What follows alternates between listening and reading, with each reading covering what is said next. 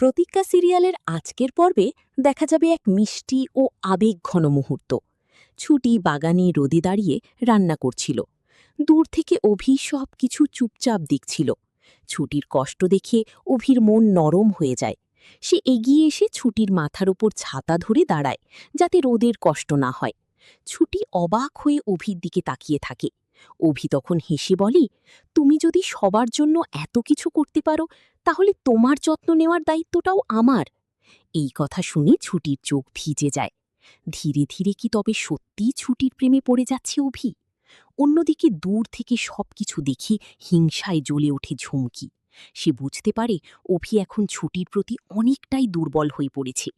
ভিডিওটি ভালো লাগলে লাইক, কমেন্ট, শেয়ার করবেন। আর প্রতিদিন প্রতিজ্ঞা সিরিয়ালের নতুন আপডেট সবার আগে পেতে চ্যানেল সাবস্ক্রাইব করে বেল আইকন অন করতে ভুলবেন না।